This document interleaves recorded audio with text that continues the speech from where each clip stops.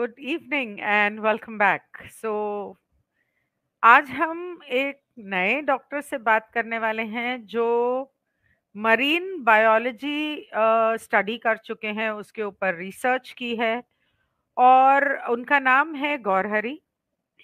और उन्होंने DNA and junk DNA के ऊपर भी रिसर्च की है। उन्होंने इसके बारे में स्टडी की है और पनीर टिक्का, जिसको वो होक्स कहते हैं, उसके बारे में भी बात करने वाले हैं। तो देखते हैं वो क्या कहते हैं। हाय कीर्ति।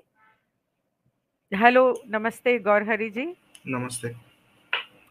तो और मरीन बायोलॉजी टेक्नोलॉजी, वहां से आप अचानक इसके ऊपर कैसे शिफ्ट हुए? ये तो एक डिवाइन प्लान है जिसमें मैं 2018 में अपने सारा रिसर्च को क्लोज अप करके वापस इंडिया आ गया। अच्छा, और मुझे तो एक क्लिक रिसर्च हुआ कहाँ कि कर रहे थे आप? मैं चाइना में चाइना में। शांदुंग प्रोविंस में। ओह, अच्छा। जी, मैं 6 साल चाइना में रहा। तो आप इंडिया कब वापस आए? मैं 2018 एंड में आ गया। तो आपको तब पता था कि ये सब जो हुआ चाइना की मेहरबानी, या जिसकी भी, बिल गेट्स की मेहरबानी, ये होने वाला है? वो प्रोपेगेंडा ऑलरेडी जब मैं यहाँ पे आने के बाद उनके डाटा सर्वर्स जिसमें रिसर्च होती है मुझे उसके ऊपर एक्सेस है। अच्छा। तो उनके जो डेटा बैंक है जिसमें वो साइंटिफिक पेपर्स पेटेंट्स छापते हैं उनके अपने लैंग्वेजेस में। तो ओ, मैं इंडिया आने के बाद उसको जब स्टडी किया तो पता चला कि something hidden thing is going on. ओ, अच्छा। और हेलो उसका रूट एवरीवन। जब हमने टेस्ट किया तो पता चला कि उसका फंडिंग 2005 से हो रही थी। 2005 से फंडिंग हो रही है? जी। तो मतलब कि ये सच है कि ये सब चाइना से ही शुरू हुआ है जी। और फंडिंग यूएसए से हो रही है? जी। Pfizer okay. का 2013 का ही एक जो वुहान इंस्टीट्यूट ऑफ वायरोलॉजी है शंघाई में। हम्म। शंघाई से वुहान काफ़ी नज़दीक एरिया है, बट वुहान इतना अंडर प्रिविलेज एरिया है कि वहाँ में काफ़ी काफ़ी माइनिंग होती है, तो वहाँ पे वर्कर्स बहुत रहते हैं। ओ। तो ये एक टाइप का जो नरसंहार बोल सकते हैं, ये उनके लिए इजी था, जिसके ऊपर ये गिनी पिग्स की तरह ह्यूमन के ऊपर टेस्ट कर सकते हैं। अच्छा। तो 2013 में एक नया लैब क्रिएट किया गया वुहान में, अच्छा। वुहान इंस्टीट्यूट ऑफ वायरोलॉजी करके। और वहाँ पे फाइजर का और जो हंटर बाइडन है उसका हैवी फंडिंग आया। और उस लैब को उन्होंने 2005 से लेकर 2013 के अंदर अंदर उसको एस्टेब्लिश किया और उसके ऊपर काम किया। और जो ये बैट से जीन्स को इन्होंने इन्फेक्टिव जो जीन होती है उसको इन्होंने ह्यूमन के ऊपर टेस्ट करने के लिए वही माइनिंग एरिया में उन्होंने उसको फैलाया। और उसमें वो क्लियरली लिखते हैं जब उनका पहला केस स्टडी होती है कि जो 40 लोग काम कर रहे थे वहाँ पे, तो वो 40 के 40 लोग एक्सपायर कर गए। और उसमें ये कहा गया कि वो साइंटिफिक रिपोर्ट में कहा गया कि it was a big success and we need to अच्छा। Continue to the mass. What the hell. और इसके ऊपर फिर जब 2019 के एंड के आसपास एक हमारे नॉर्थ ईस्ट के एक यूनिवर्सिटी है, उसके कुछ स्टूडेंट्स नॉर्थ ईस्ट के वहाँ पे चाइना के इंटरनेट सर्वर को भी वो एक्सेस कर सकते हैं। अच्छा। तो जी, तो जनरली जो इंडिया इंडिया की यूनिवर्सिटी? हम्म हम्म ओके। जनरली ये रिसर्च के जो डाटा सर्वर होते हैं ये ओपन सोर्स होते हैं। ओके। जैसे कि यूएसए, यूके, जापान, ये सब में जो हमारे रिसर्च के डाटा सर्वर्स हैं हम उसको इजीली एक्सेस कर सकते हैं। लेकिन ओके। चाइना का इतना स्ट्रॉन्ग होल्ड है कि वो अपने वेबसाइट्स को कभी नाम से कोड नहीं करते हैं। जैसे कि अभी हम देख रहे हैं ये StreamYard.com है, तो हम्म। उनके वेबसाइट्स जनरली 110.1 या तो 1053.cn ऐसा होगा। तो ओ। उसको आप ओपन वर्ल्ड में कभी पता ही नहीं कर सकते। और हम्म। जब इन्होंने क्या किया, चाइना को थ्रेट बता के इन्होंने चाइना के सारे सर्वर्स को ब्लॉक करना शुरू किया all over the world, in the name of Huawei, कि हुआई डेटा जो है सर्वाइलेंस से लीक कर रहा है यूएसए से। तो यहाँ से खेल शुरू हुआ कि चाइना के डेटा सर्वर में कोई बाहर का पर्सन घुस के उस रिसर्च को एक्सेस ही ना कर पाए। ओके। तो ये जो स्टूडेंट ग्रुप थे, उन्होंने उस डेटा को रातों रात एक्सेस किया, और काफ़ी सारे डेटा को जब देखा तो ये एक बैट से निकाली हुई एक जीन है बैट। जो, जी, वहाँ से उसको फिर ह्यूमन डीएनए के साथ इन्होंने मैचअप किया, और उसके हिसाब से उसको म्यूटेट किया। म्यूटेट करने के बाद उसको फिर फैलाया थ्रू स्मॉल वायल्स। जैसे आपको याद होगा एंथ्रैक्स पोस्ट एनवलप में आती थी, तो इसी तरह इसको वायल्स में इसको फैलाया गया।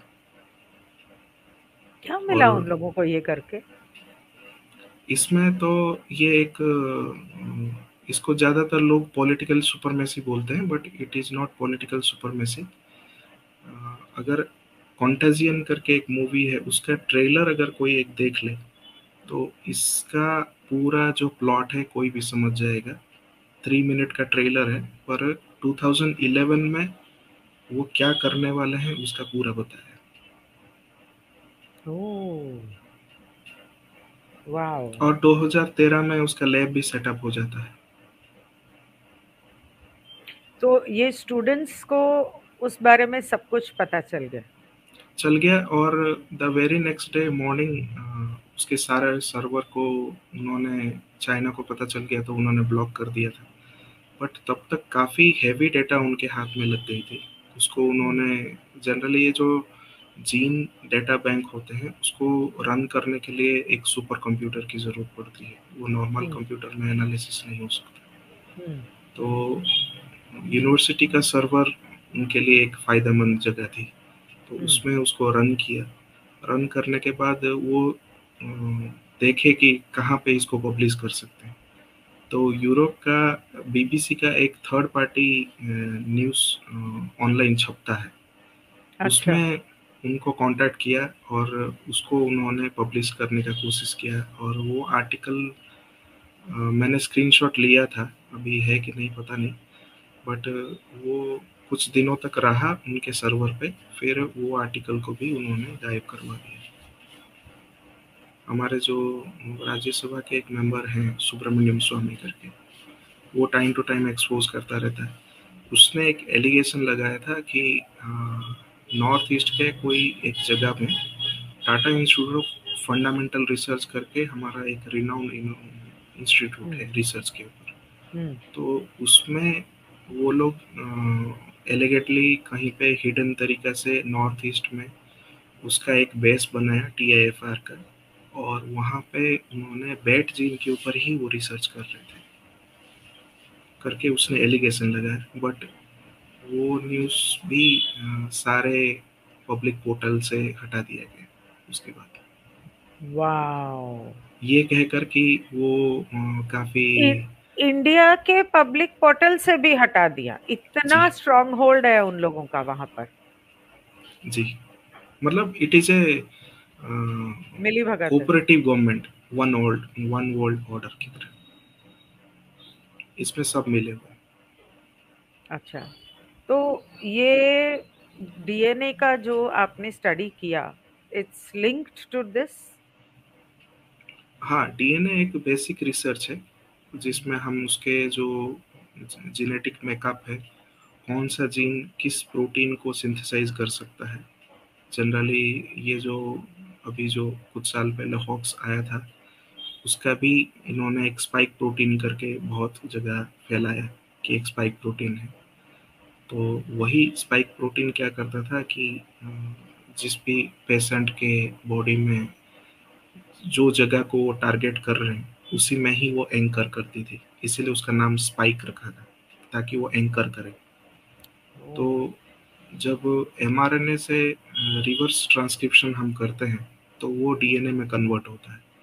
और हम जो ह्यूमन जो होते हैं, हम यूकैरियोटिक ऑर्गेनिज्म है, मतलब एडवांस्ड स्पीसीज है। तो हमारे अंदर जो जेनेटिक मेकअप है वो डीएनए है। तो उनको चाहिए कोई सेफ प्रोग्रामिंग के थ्रू एक ऐसा जीन को डाल दिया जाए कि पेशेंट के अंदर एक जो अफवाह है वो फैल जाएगा कि वो बीमार है, बट उसके हिडन एजेंडा के थ्रू उनके जो जेनेटिक मेकअप को ये चेंज करना चाहते हैं ये कर सके। ये असल में ना कोई बीमारी थी, ना कोई प्रोपेगेंडा था, ना कोई एजेंडा था। ये इसके पीछे एक पूरा प्रोग्राम था कि ह्यूमन जीन को कैसे चेंज किया जाए, रीप्रोग्राम किया जाए। तो आपका कहने का मतलब है कि वो जो होप्स सबको जी लगाया गया, जी वो इसलिए लगाया गया कि उनका डीएनए चेंज किया जाए। जी। और क्या है, और उससे चेंज करके क्या बना दिया इन लोगों ने? उसका मैं आपको बेसिक मैकेनिज्म समझाता हूँ ताकि सारे लोग हाँ, समझ सके। जैसे कि लेफ्ट वाला पार्ट आप देख रहे हैं, ये हमारा क्रोमोसोम है जो एक्स की तरह है, और ये हमारा सेल है जो ऊपर है, और हाँ, सेल के अंदर न्यूक्लियस है। हाँ। न्यूक्लियस के अंदर ये क्रोमोसोम सेफली रहता है। हम्म, और ये क्रोमोसोम के अंदर अनगिनत ये जो डीएनए है डबल हेलिक्स में रहता है। हम्म, और ये जो है उसके बेस पेयर है, जिसको हम एडनिन, साइटोसिन, थायमिन, ग्वानिन बोलते हैं। हम्म, तो इसी पैटर्न में हम किसी भी 3 सब यूनिट को हम अगर कोड करेंगे तो एक वो जीनेटिक कोड बनता है। और उसी जेनेटिक कोड को अगर हम एक सर्टेन लेंथ में अगर हम उसको सजा कर रखेंगे तो एक सर्टेन जीन बनता है। और उन्हीं सारे जीन्स को लेकर ये पूरा डीएनए बनी है। और ओके। ये जो अनगिनत डीएनए है उसको हम्म, मिलाकर ये क्रोमोसोम बनी है। ओके। तो जब हम राइट में आते हैं, ये है आरएनए है। तो ये। इसका प्रोसेस हमारे सेल के अंदर कैसे होता है? ये डायरेक्ट प्रोसेस है। पहले डीएनए रहता है, डीएनए फिर ट्रांसक्रिप्ट होके एमआरएनए, आरआरएनए और टीआरएनए बनती है। लेकिन अगर उसको प्रोटीन को सिंथेसाइज करना है तो वो हम्म, पहले एमआरएनए बनाएगा। एमआरएनए से फिर वो ट्रांसलेट होकर एक प्रोटीन बनाता है। तो हम्म, हम जितने भी बायोलॉजिकल फंक्शंस हमारे बॉडी में होते हैं, हम्म, थ्रू आउट दी सेल्स जितने भी हैं, ये हम्म, प्रोसेस एक ऑटोनोमस प्रोसेस की तरह चलते रहता है। हम्म, और नीचे आप देख सकते हैं अलग अलग उसके शेप्स हैं। जैसे कि हम्म, एमआरएनए है तो उसका ऐसा शेप है, टीआरएनए हम्म, है तो ऐसा शेप है, और हम्म, आरआरएनए जो है गोल सा हम्म, शेप है। ये हम्म, आरआरएनए के ऊपर ये प्रोटीन का सिंथेसिस काम हम्म, होता है। ओके। जी। अब आते हैं नेक्स्ट में। हम्म, जैसे कि हम थ्रू आउट प्रोसेस हम सिंपली समझते हैं। तो जनरली हम जब कॉन्स्पिरेसी थ्योरी ये पुट अप करते हैं, ऐसा बोलते हैं। लेकिन हम अगर रिसर्च के प्रोसेस में उसको अगर ट्रेस करें ये सारे चीज़ों को, तो हम पता करते हैं कि कोई भी होक्स मार्केट में आता है तो उसके ऊपर एक हाई थ्रूपुट क्लिनिकल ट्रायल होती है। हम्म, जैसे कि कोई कंसेंट होते हैं, कंसेंट के ऊपर एक एथिकली रिसर्च किया जाता है उनके हम्म, परमिशन के थ्रू। किसी भी हम्म, एनिमल, ह्यूमन, इन सब के ऊपर ट्रायल होने के बाद वो मार्केट में या तो हम्म, मेडिसिन के रूप में या तो हॉक्स के रूप में आते हैं। हम्म, तो उसको लाने के लिए 10 से 15 साल का रिसर्च चाहिए। हम्म, तो ये तो सारे गवर्नमेंट बोलते हैं कि किसी ने 9 महीने में लिया है, किसी ने 4 महीने में लिया है। हम्म, तो इसको जब मैं हम लोग इनिशियली डिस्कस कर रहे थे, इसके ऊपर 2005 से रिसर्च हो रही है। हम्म। 2013 से ऑफिशियली काम हो रहा था हम्म। फाइजर का नया बेस जो वुहान में था। तो पब्लिकली उसको डिफेम किया गया कि ये वुहान इंस्टीट्यूट ऑफ वायरोलॉजी का काम है, बट वो फाइजर का बेस था। तो ये तो मैंने बताया नॉर्थ ईस्ट में जो वुहान, उसका जो हॉक्स का डेटा लीक हो गया और उसको यूरोपियन जर्नल में पब्लिश किया गया।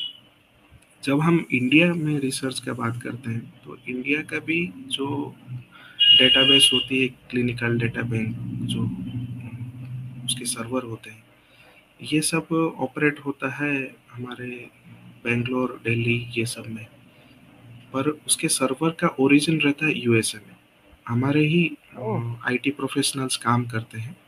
उसको क्लिनिकल डेटा सर्वाइलेंस बोलते हैं। उसको सेफली रखा जाता है, वो डेटा को कभी एक्सपोज नहीं किया जाता है। पर हम्म। अगर कोई रिसर्चर उसको एक्सेस करना चाहे तो उसके पास ऑल टाइम ये अवेलेबल रहते हैं।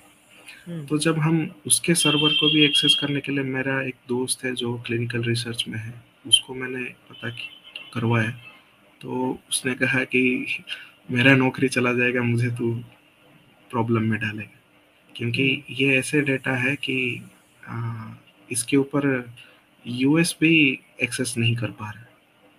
तो ओह। यानी कि इससे पता चलता है कि ये पूरा एक एनडब्ल्यू का ही चल रहा है प्रोसेस, जिसमें बॉस कौन है वो किसी को पता नहीं। फिर बाप रे। टीआईएफआर का तो बैट वाला मैंने बताया। हम्म। नेक्स्ट में आता है कि ये हजार्डस जो है होप्स, ये जितने भी हम्म। बनते हैं, हम जन्म से लेकर दो बूंद से लेकर सब जगह है। तो इसके ऊपर भी मैंने अभी काफ़ी जगह उसके रिपोर्ट्स निकाले। इसको हम्म। कहते हैं कि क्लिनिकल डेटा का वाइट पेपर। कोई भी होक्स रिलीज होती है तो उसके वाइट पेपर जो है डब्ल्यूएचओ में जमा होती है। फिर उसको प्री क्वालिफाइड होक्स के नाम पे उसको रिलीज किया जाता है एक नंबर ऑफ कंट्रीज के अंदर। तो जो हम, जिसका बहुत फेमस है कि वो टीबी का होक्स है, उसका वाइट पेपर जब देखते हैं तो उसमें क्लियरली लिखा है कि this has no proven benefits against TB, और उसको बचपन से लिया जा रहा है। और हम्म। उसमें एक केमिकल है, वो है मोनोसोडियम ग्लूटामेट मोनोहाइड्रेट, जो है एमएसजी, जो चाइनीज फूड में रहती है, जो हम्म। वो खुद ही एक न्यूरोटॉक्सिन है। ये हमारे बच्चों को हम दिला दे रहे। अच्छा। फिर एक अभी नया टर्म आने वाला है, और फॉरेन में चालू भी हो गया, इंडिया में अभी शुरू हो जाएगा, क्योंकि H1N3 के ऊपर भी अभी न्यूज़ आ रहे हैं। तो एक है क्वाड्रीवैलेंट फ्लू होक्स। हम्म। उसमें क्या कर रहे हैं ये कि 4 फ्लू को एक ही होक्स लगा लो, आपका काम हो जाएगा। हम्म।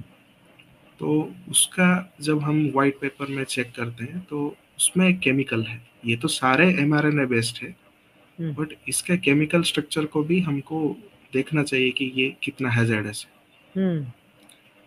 उसमें एक कंपाउंड है बीटा प्रोपियोलैक्टोन।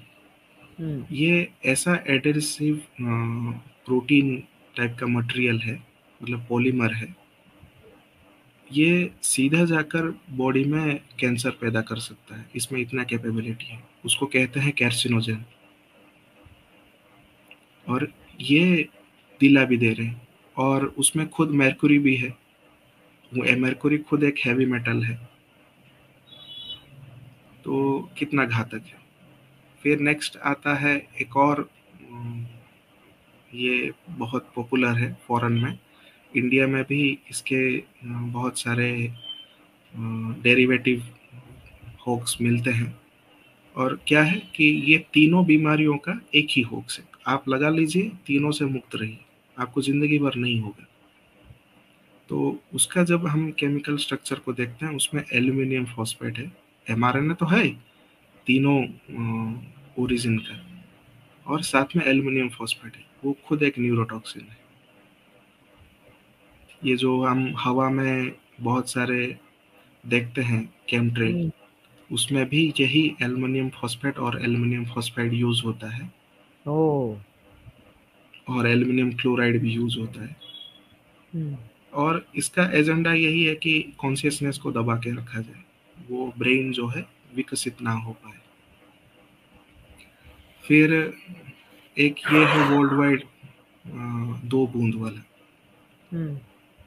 इसको जब हम स्टडी करते हैं तो पता चलता है कि इसमें जितने क्लिनिकल ट्रायल हुए इनिशियल स्टेज पे, इवन इंडिया में भी उसके नए नए वेरिएंट्स आते रहते हैं होक्स के ही। तो उसमें देखा गया कि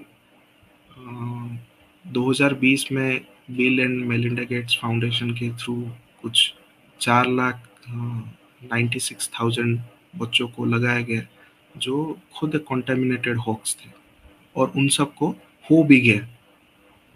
वो छूटने के लिए गए थे और उन सबको बीमारी हो भी गया। तो ये बच्चों के ऊपर क्या कर रहे हैं, ये नेक्स्ट जनरेशन के ऊपर। और जब ये व्हाइट पेपर में चेक करते हैं तो उन सारे बच्चों को पैरालिसिस हो गया, और ये हो रही है अफ्रीका में। फिर फिफ्थ है हमारा बहुत पॉपुलर अभी जो गुजरा है, उसमें खुद mRNA है, और उसके साथ जो है वो जियो का है। आगे मैं बताऊंगा जियो कैसे काम करता है।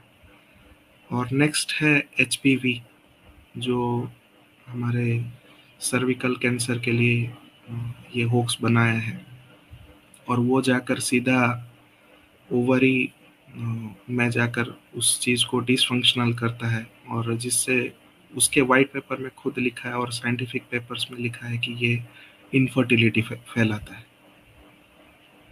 और जब हम इसको सर्च करते हैं हमारे साइंटिफिक पेपर सर्वर में, तो नेशनल इंस्टीट्यूट ऑफ हेल्थ का पहला पेपर आता है जिसमें लिखा रहता है कि ये जो होक्स है ये इतना बेनिफिशियल तो है, और 14 से लेकर 24 या ऐसा कुछ है एज के बच्चियों के ऊपर ये टेस्ट किया गया, और इसके ऊपर कोई इनफर्टिलिटी का कोई प्रूफ ही नहीं है। मतलब प्रॉब्लम क्रिएट करते हैं, उसके ऊपर प्लास्टरिंग करने के लिए ऐसे साइंटिफिक डुप्लीकेट डेटा भी ये खुद ही पब्लिश करते हैं, ताकि लोग भी सर्च करें तो गुमराह हो जाए। फिर नेक्स्ट आती है कि इसके ऊपर कोई क्यों बोलता क्यों नहीं है। हम्म। मेन है कि जो डॉक्टर है उसको, जो हम MBBS कहते हैं, हम्म। वो थ्रू आउट दी 4 इयर्स तक वो इनके मेडिसिन के सारे किताबें पढ़ती है। ये जो हम्म। मैं चीज़ें बता रहा हूँ ये सारे बैकग्राउंड के हैं, DNA के ऊपर है, mRNA के ऊपर है, हम्म। और आगे भी उसको हम विस्तृत से समझेंगे ये कैसे काम करता है। ये हम्म। डॉक्टर्स क्यों नहीं बोलते हैं, डॉक्टर खुद एक मेडिसिन के एक्सपर्ट है, उन्होंने 4 साल पूरा रट्टा मारी, हम्म। और सबको वही मेडिसिन वो प्रेस्क्राइब करते हैं जो उनको ज्ञान है। उसके हम्म। ऊपर के नॉलेज के ऊपर कोई रिसर्च तो डॉक्टर में है ही नहीं। हम्म। और ये फार्मा जो है ये एक बहुत बड़ा इनका पिलर है, हम्म। जो गवर्नमेंट और डॉक्टर को पूरा डायरेक्टली कंट्रोल करता है। और ये डॉक्टर भी एक प्री गाइडेड मैनुअल पकड़ के उसी सारे हॉक्स है या तो मेडिसिन है, उसके ऊपर सारी दवाइयाँ प्रेस्क्राइब करते रहते हैं। इनके पास ना कोई प्रूफ है, ना इनके पास कोई टेक्निकल उसी टाइप का ट्रेनिंग है जिसके ऊपर ये एलिगेशन खड़ा कर सके कि कोई भी हॉक्स जो है आप बचपन से ही ना लगाओ। फिर आता है कि जब हम जीन लेवल का स्टडी करते हैं या DNA लेवल का स्टडी करते हैं, तो वो डॉक्टर बेचारा उससे पूरा अज्ञान है। मतलब वो इसी अंधकार में है कि मेडिसिन उसके लिए सब कुछ है। हम्म। तो जब कहीं पे हम ये मैकेनिज्म समझाने जाते हैं तो हमको ICMR है या तो मेडिकल काउंसिल ऑफ MCI है, ये सारे लोग नकार देंगे, क्योंकि वहाँ पे जितने भी डॉक्टर बचपन मतलब उनके MBBS कैरियर से लेकर प्रोफेसर होकर चेयरमैन तक बैठे हैं, वो मेडिसिन के ऊपर ही वो पेज फाड़ते हैं, अदरवाइज उनके ऊपर कोई जेनेटिकल रिसर्च का कोई ये है नहीं। जब हम हम्म। ये क्लिनिकल रिसर्च का बात करते हैं, जो कोई भी मेडिसिन या हॉक्स आता है मार्केट में, उसको हम्म। पूरा अलग कर दिया उन्होंने, उसको बना दिया क्लिनिकल रिसर्च, जो डॉक्टर को भी पता नहीं है वो कहाँ होता है, कैसे होता है, उसके ट्रायल कैसे होते हैं, ये सब। फिर ये कॉन्फ्लिक्ट कब आती है कि इन्होंने बायोलॉजिकल रिसर्च को पूरे तीन, इनका तो सारा एजेंडा ही सेपरेशन है, तो डॉक्टर को तो अलग कर दिया, एक को मेडिसिन एक्सपर्ट बना दिया और ऑर्गन एक्सपर्ट है वो, उसको फर्क ही नहीं पड़ता है सेल लेवल पे या जेनेटिक लेवल पे क्या हो रहा है। बराबर। फिर जी, अब आता है जेनेटिक इंजीनियरिंग, जो हम लोग स्टडी करते हैं, रिसर्च करते हैं, तो उसमें हम्म। भी उन्होंने बाइफर्केट कर दिया कि एक फॉरेंसिक है जो क्राइम के ऊपर रिसर्च करता है, दूसरा हम्म। है बायोलॉजिकल साइंस। अब उसको भी उन्होंने इतना हैवी फंडिंग कर दिया है कि वो सारे जेनेटिक जीएमओ के ऊपर काम करते हैं। वो आगे मैं बताऊंगा जीएमओ का क्या है फंडा इनका। हम्म। तो हम्म। वो हैवी फंडिंग अप्लाइड रिसर्च पे होती है, कभी बेसिक रिसर्च पे वो कभी इतना पैसा खर्चा करते ही नहीं। जो बेसिक रिसर्च के नाम पे हम यूनिवर्सिटी लेवल पे स्टडी करते हैं, आप देख सकते हैं कि इंडियन यूनिवर्सिटीज़ का क्या हाल है, लेकिन उसके कंपेयर में आप हम जब साइंटिफिक रिसर्च का देखेंगे, सीएसआईआर है, काउंसिल फॉर साइंटिफिक रिसर्च है, फिर आईसीएआर है, Indian council for agriculture research है, तो ये दो कोर ऑर्गेनाइजेशन है, इनके पास मतलब अरबों खरबों का फंडिंग आती है, और ये पैसा ऐसे ही वेस्ट करते रहते हैं। नेक्स्ट आती है फार्मा। फार्मा डायरेक्टली कंट्रोल करता है क्लिनिकल रिसर्च, मतलब हम्म। कौन सा कंसेंट होगा, किसके ऊपर रिसर्च होगा, किसके ऊपर कितना फंडिंग होना है, ये सारा चीज़ ये ही देखते हैं। ये ना हम्म। डॉक्टर को भी पता है, ना कोई यूनिवर्सिटी लेवल पे पता है, ना गवर्नमेंट लेवल पे कोई साइंटिफिक ऑर्गेनाइजेशन है उनको पता है, तो इसके ऊपर किसी को ज्ञान ही नहीं है। फिर क्या है कि जब ये तीनों सेपरेशन पे ही चल रहे हैं, तो जब हम यूनाइट होकर कभी कोई काम करना चाहते हैं, तो डॉक्टर अपना मेडिसिन लेवल का ही बात करेगा, रिसर्च वाला कोई मेरे जैसा काम नहीं छोड़ेगा, वो हम्म। सारे फंडिंग लेकर अच्छे से प्रोफेसर लेवल पे काम करते हैं, और जो फार्मा वाले हैं वो कभी बाहर नहीं आते। हम्म। फिर आती है कि ये जो रिसेंटली जो होक्स सबको लगवाई गई, और हम्म। टेलीफोन पे कॉलर ट्यून पे भी मिलती है कि हम इतने लाखों लोगों को लगवाए, अभी आप हम्म। देखिए कि कितने लोगों ने जो लगवाए हैं उसके अंदर हम्म। क्या क्या है। पहला है कि हम कुछ भी लगवा ले तो कुछ लोग ऐसे भी मार्केटिंग कर रहे हैं कि उसका डिटॉक्स करवा ले, पर हम्म। सेलुलर लेवल पे आप देखिए कि जीन्स के अंदर क्या चेंजेस हो रहे हैं। हम्म। तो पहला पार्टिकल जो है वो एमआरएनए है, जो प्रोग्राम्ड जीन को लेकर अंदर आता है, लिक्विड लिपिड नानो पार्टिकल के कवर के साथ। तो उसका वाइट पेपर को जब हम देखते हैं तो उसमें दिखता है क्या है कि आ, जो ऑर्गन्स है वो एमआरएनए वाली होक्स जिन्होंने लगवाई है उन सब में ऑर्गन फेलियर होंगे, बहुत सारे रिपोर्ट आए, हम्म। कार्डियक अरेस्ट हुए, कैंसर हम्म। के सिम्टम्स आ गए, ऑटो इम्यून डिजीज आ गए उनमें, जैसे कि ऑटो इम्यून में एचआईवी है, ये सारे सिम्टम के इतना इम्यूनिटी लो हो जाती है कि हम्म। उनको खाली टेस्ट कीजिए एचआईवी पॉजिटिव आएगा, वो चाहे अंडर एज लोग भी हो। तो ये तो रही लिपिड नानो पार्टिकल का कोटिंग है। दूसरा है स्पाइक प्रोटीन। स्पाइक प्रोटीन भी वो ऐसा प्रोग्राम्ड प्रोटीन है, वो हम्म। सीधा जाता है, उसको टारगेट किया हुआ है कि ये जाकर लीवर में बैठेगा।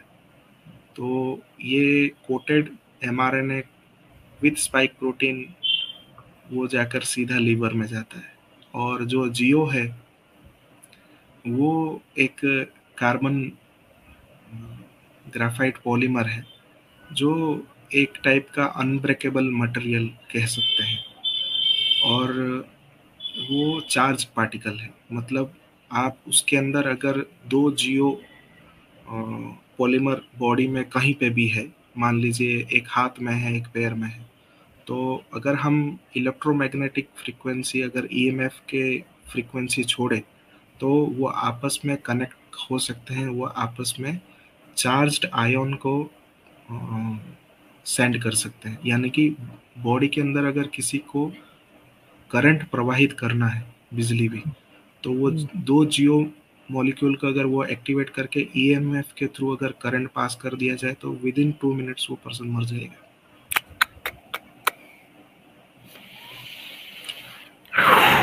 फिर नेक्स्ट आते हैं कि ये एजेंडा इनका जियो के थ्रू क्या है। अगर उसके ऊपर हम देखते हैं तो ईएमएफ एक हाई वाइब्रेशनल फ्रीक्वेंसी है, जो हमारे मन मस्तिष्क में जो फंक्शन होती है, न्यूरोग्लियल सेल्स, न्यूरॉन्स कैसे काम करते हैं, वो ऐसे ईएमएफ के थ्रू भी वो प्रभावित हो सकते हैं। तो ये जो सारे जियो बॉडी में बनते हैं, मतलब वंस जाने के बाद भी ये डीएनए के साथ रेप्लिकेट होके उस सेल को अगर प्रोलिफरेट कर दे, यानी कि सेल डिवीजन अनगिनत करवा दे एक एक ऑर्गन के अंदर, तो जियो भी उनके साथ रेप्लिकेट हो सकता है, क्योंकि we are carbon based body और ये कार्बन नानो पॉलीमर है, ग्राफीन ऑक्साइड जो है।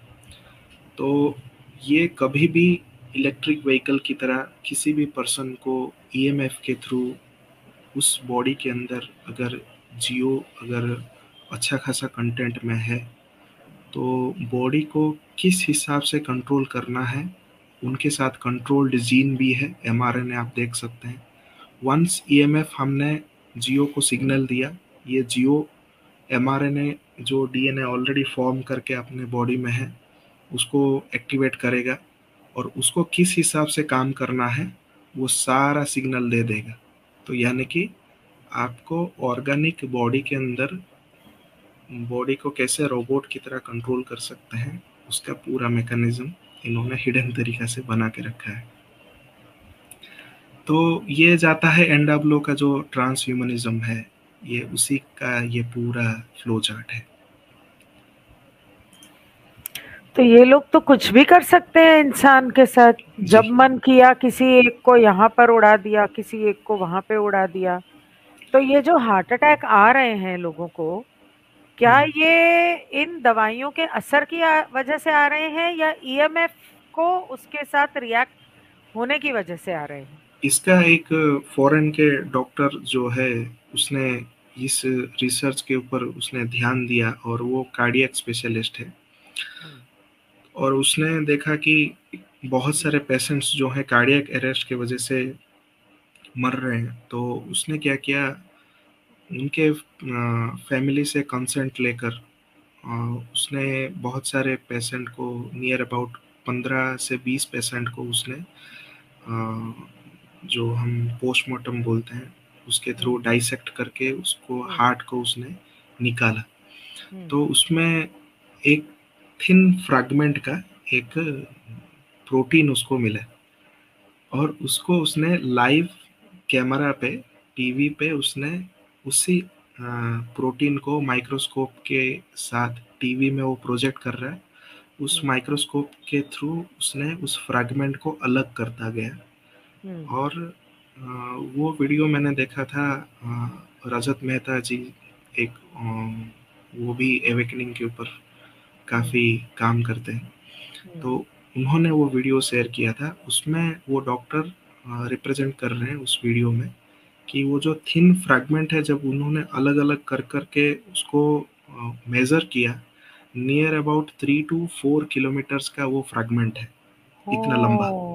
और वो जो है वो इसी स्पाइक प्रोटीन का ट्रांसलेटेड प्रोटीन है, मतलब जो एमआरएनए गया, एमआरएनए से डीएनए बना, डीएनए से फिर एमआरएनए से जाकर फिर प्रोटीन बनाया, और वो वही प्रोटीन है, और जो जाकर उसके जो आर्टरी बोलते हैं, आर्टरी सिस्टम में जाकर ब्लॉक हो गया, और वो कार्डियक अरेस्ट में मर गया। तो ये वो एसपी की वजह से हुआ, स्पाइक प्रोटीन की वजह से जी। तो उसके क्योंकि अंदर बॉडी कोई को भी पता नहीं है। ईएमएफ का कोई हाथ था उसमें? ना, ईएमएफ का कोई हाथ नहीं था।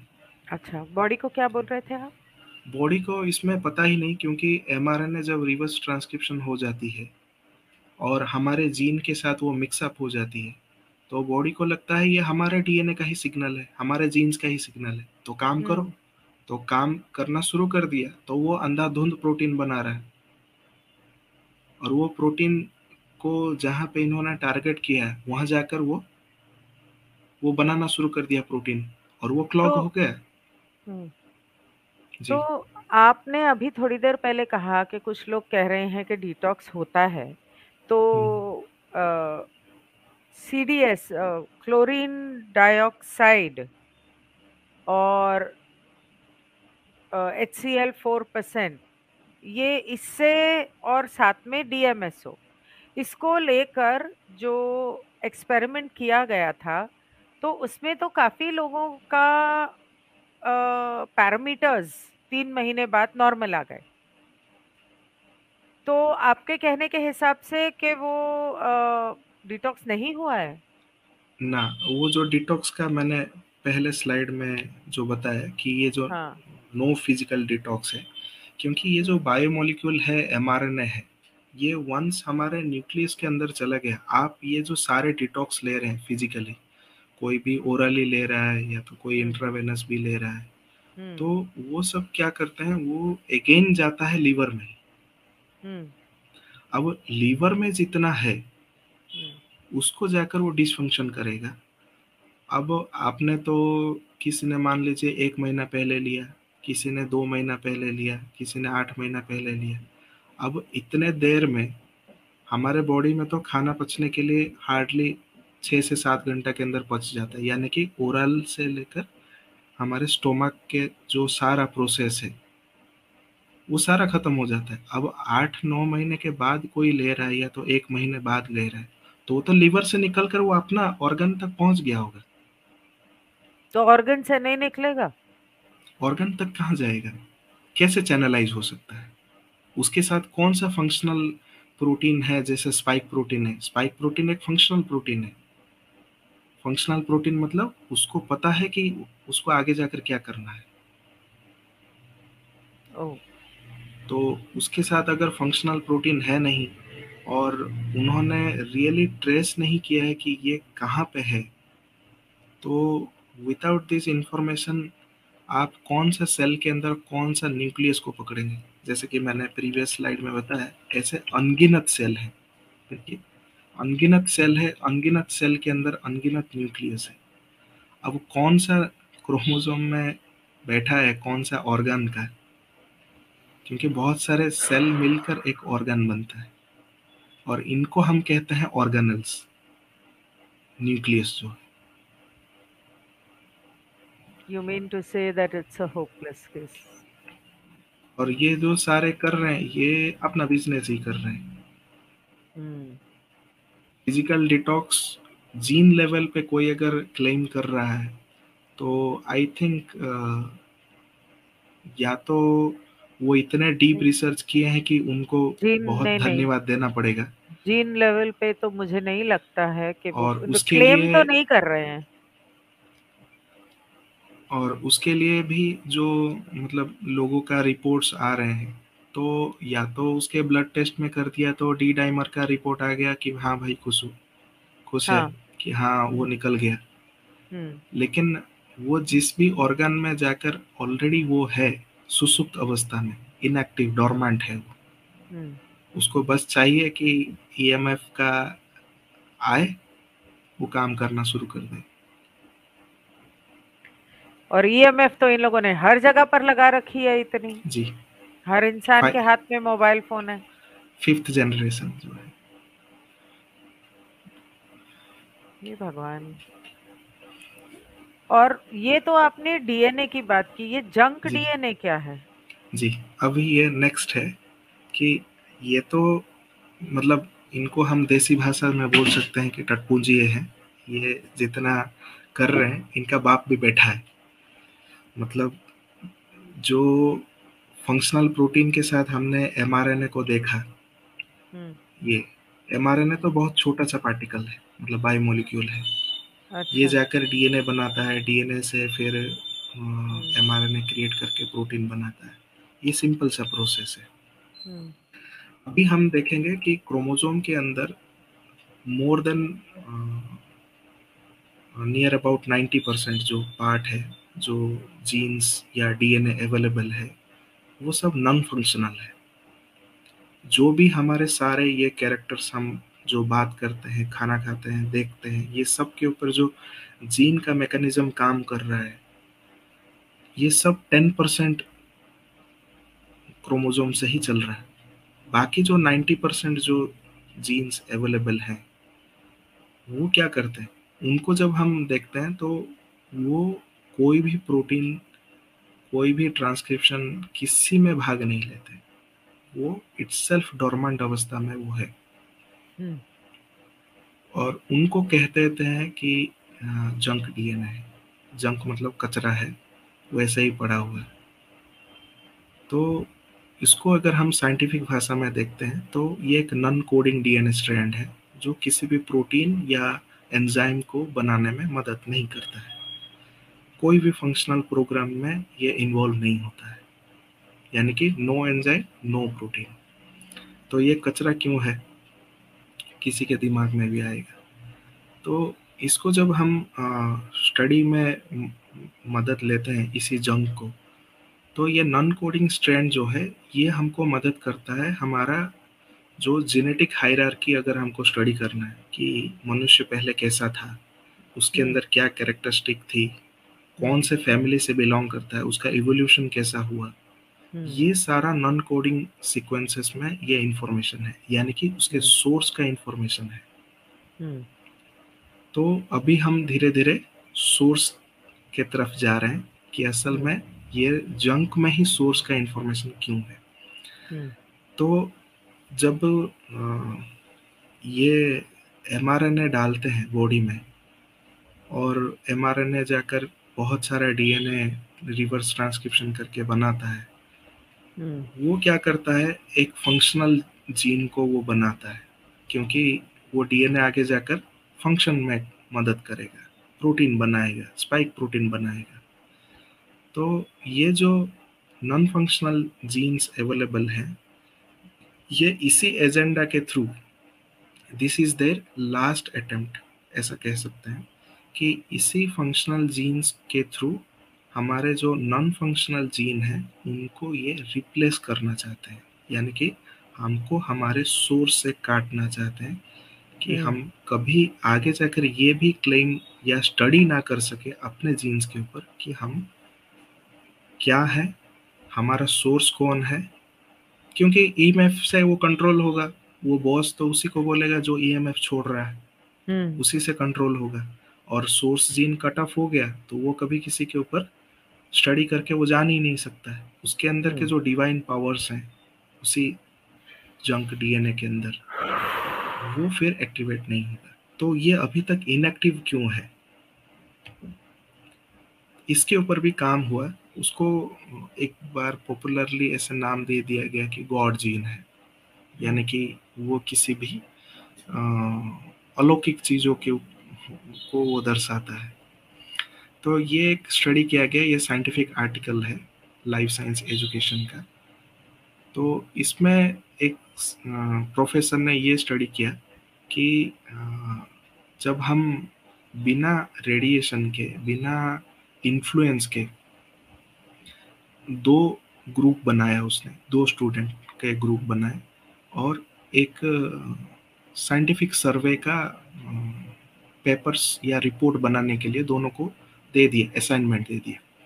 और एक ग्रुप को छूट दे दिया कि आप सोशल मीडिया और शहर में अर्बन एरिया में रहकर सब कुछ एंजॉय कर सकते हो, आपको पूरा फंडिंग मिलेगा उसका, आप हम्म। नॉर्मल लाइफ जिए जैसे हम्म। एक नॉर्मल कमाता खाता पीता पर्सन रहता है सोसाइटी के अंदर। और जो दूसरा ग्रुप था, उसको उसने ये कर दिया कि शहर से दूर, बिना कोई सोशल मीडिया के इन्फ्लुएंस, वो पूरे एकदम गांव देहात में जैसे लोग रहते हैं उसी तरह, कोई रेडिएशन नहीं, कोई सिग्नल नहीं, कुछ नहीं।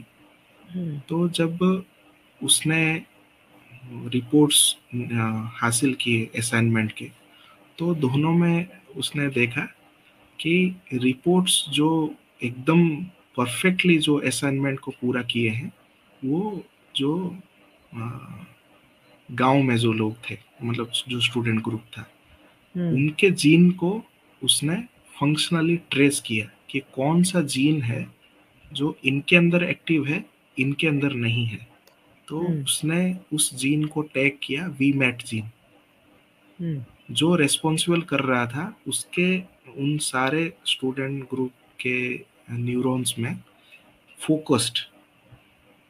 और दूसरा है, फोकस के साथ साथ उनमें ऐसे कैपेबिलिटीज थे कि वो सारे जो असाइनमेंट के जो नॉलेज थे वो उनके अंदर सही सुरक्षित थे। और जो रेडिएशन के साथ, सोशल मीडिया के साथ जो लोग अर्बन सिटीज के अंदर थे, वो जस्ट खाली थियोरेटिकली, जैसे हम रट के एग्जाम लिख कर आते हैं भूल जाते हैं, उसी हम्म। जैसा है। हम्म। तो उसने उसको नाम दे दिया कि ह्यूमन के अंदर। और इसको जब ट्रेस किया गया कि ये वीमेट जीन कहाँ से आ रहा है, तो हम्म। ये वीमेट जीन काम कर रहा था उसी नॉन कोडिंग स्ट्रेन से एक जीन एक्टिव हुआ, और वो मदद कर रहा था उनके न्यूरॉन के अंदर ऐसा चार्ज बनाने के लिए जो उनको हाइपर प्रोसेसिंग करवा रहा था। यानी कि वो डॉर्मेंट है, लेकिन कभी भी एक्टिव हो सकता है, हम हम्म। जब फोकस्ड हो और इन सब चीजों से दूर हो। तो उसको उसने नाम दे दिया कि गॉड जीन है, उस डॉर्मेंट है, सुसुप्त अवस्था में है। लेकिन ऐसा नहीं कह सकते कि नॉर्मल लाइफ में वो फंक्शन नहीं कर रहा है तो उसको हम जंक बोल दें। हम्म। मतलब नॉर्मल लाइफ में भी वो वर्क कर सकता है, कर लेकिन सकता है। रेडिएशन की वजह से वो डॉर्मेंट है। रेडिएशन और ये जो तमाम सारे सोशल मीडिया न्यूज़ ये सब के थ्रू जो एक। डाइवर्जन्स है वो, जी। लोगों को बहकाने के लिए, उनका ध्यान दूसरी तरफ ले जाने के लिए जी। बनाया गया है जी। Social media. जी। हम्म। फिर नेक्स्ट आता है कि आपने जैसे कहा कि 23 पेयर ही है, हम्म। लेकिन जब हम उसके ह्यूमन का पहले ओरिजिन स्टडी करते हैं, ह्यूमन इवोल्यूशन का, हम्म। ह्यूमन के बहुत सारे स्पीसीज हुए। होमो हम्म। इरेक्टस था, होमो इलंगटस था, फिर अभी हम्म। जो हम अभी फिजिकली हैं उसको होमो हम्म। सापियंस बोलते हैं। तो इन सब के जो होमो इरेक्टस जो था, वो उसके ऊपर भी काफ़ी स्टडीज हुए। तो उसको पाया गया कि ह्यूमन में 24 पेयर ऑफ क्रोमोसोम अभी भी है, लेकिन उसको ये सारे चीज़ें जो हम तमाम सारे चीज़ें हम लेते हैं होक्स की तरह, मेडिसिन है, केमिकल्स है, खाने के थ्रू है, जितने सारे हैवी मेटल्स है, वो क्या करते हैं, वो धीरे धीरे वो सारे जीन्स को एलिमिनेट करना शुरू कर देते हैं, और जीन से ही बना है ये सारा क्रोमोसोम। और ओ। ये देखा गया कि होमो इरेक्टस स्पीसीज जो था ह्यूमन, होमो सैपियन से पहले, वो हमसे काफ़ी एडवांस्ड थे। यानी कि हम्म। वो techniques in terms of neuron processing, मतलब जो हम्म। ब्रेन से वो सोचते थे, जो काम करते थे, हम्म। और उनका जो फिनोटिपिकल कैरेक्टर्स है, जैसे कि फिनोटिपिकल मतलब मॉर्फोलॉजिकली हम हाइट है, और आँख है, कान है, ये सब जो है फिजिकल। ये। जी, फिजिकली वो बहुत ही एडवांस्ड थे। तो ये रही, ये सारे क्रोमोसोम है 1 to 24। और 24 को इन्होंने क्या कर दिया है, 23 बोल रहे हैं, जबकि वो 24 है, क्योंकि जो एक्स वाई हम देख रहे हैं यहाँ पे, ये सेक्स क्रोमोसोम है। अगर एक्स एक्स हुआ तो वो फीमेल होगा, या तो एक्स वाई है तो मेल मेल होते होगा। हैं। तो 22 तक तो हम सारे सेम हैं, just for one pair of chromosome हम मॉर्फोलॉजिकली, फंक्शनली थोड़े अलग हो जाते हैं। हम्म। लेकिन ये जो 24 का जो हिडन एजेंडा है कि ये 24 को ये एक्टिवली कहीं पे प्रचार प्रसार नहीं करते हैं, क्योंकि ये भी देखा गया कि बहुत सारे जब म्यूटेशन हो जाते हैं ह्यूमन के अंदर भी, रेडिएशन के थ्रू है या तो कोई भी नेचुरल कैलेमिटी है उसके थ्रू, तो ये जो एक्स वाई है वो कभी डबल एक्स वाई हो जाता है। तो वो मेल तो होगा लेकिन उसमें फीमेल के कैरेक्टर आ गए, तो वो क्लाइन फिल्टर सिंड्रोम है, जिनको हम गे बोलते हैं। ना ना हाँ। जो ट्रांसजेंडर होते हैं। अच्छा। जी। तो और एक सिम्टम देखा गया कि, और उसको इन्होंने जेनेटिक साइंस में ये कह दिया कि ये कभी हो ही नहीं सकता। वो एक जगह है जहाँ पे डबल एक्स डबल वाई होते हैं। जब ओ। डबल एक्स डबल वाई होता है उसको उन्होंने नाम दिया है सुपर ह्यूमन। और अच्छा। ये डबल एक्स डबल वाई वाला जो जेनेटिक स्ट्रक्चर है ये था होमो इरेक्टस में। होमो इरेक्टस में। इरेक्टस में।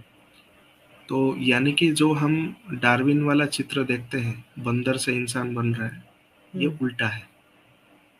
और जैसे कि हम जो भी इस एवेकनिंग पे पाथ में है, हम जानते हैं कि चार्ल्स डार्विन जो था वो सीक्रेट सोसाइटी का एक मेंबर था।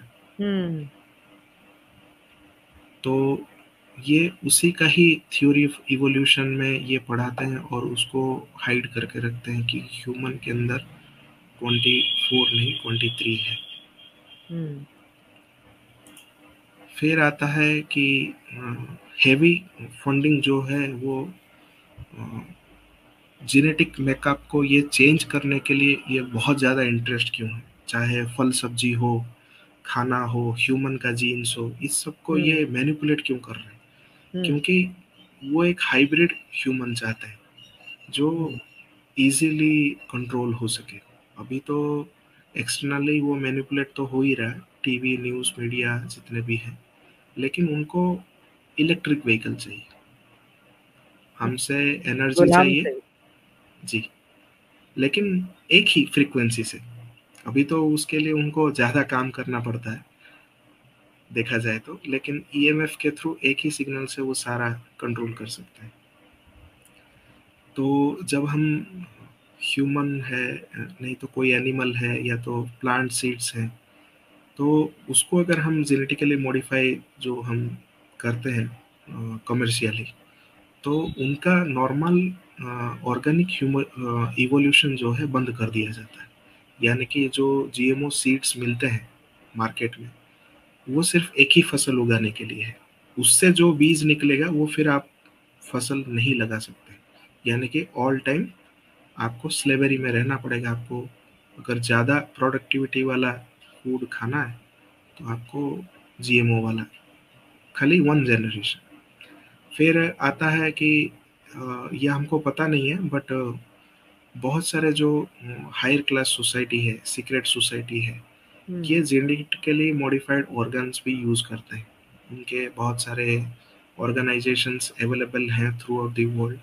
ये जैसे सीक्रेट सोसाइटी के नाम पे किसी को पता ही नहीं है कि उसका मेंबर कौन है, कि उसका हाँ। आका कौन है। ये इनके ऐसे कंपनी भी अवेलेबल है जहाँ पे जेनेटिकली मॉडिफाइड ऑर्गन्स बनाते हैं। वो अपने ऑर्गन्स को कंट्रोल कर सकते हैं सर्टेन लाइफ पीरियड में। अरे बाप रे। आप देखते हैं कि ये सारे जितने सेलिब्रिटी है या तो हायर ऑथोरिटेरियन में है, जिनको ऑल टाइम कैमरा के फोकस में रखा जाता है, तो उनका देखते होंगे कि उनका कभी एज जाता नहीं है। हाँ। और वो ऑल टाइम, चाहे वो जवान रहते हैं, बहुत सुंदर रहते हैं। बहुत टाइम तक वो जवान रहता है। इवन बूढ़ा भी हो गया, सफेद बाल है, फिर भी वो मॉडलिंग कर रहा है।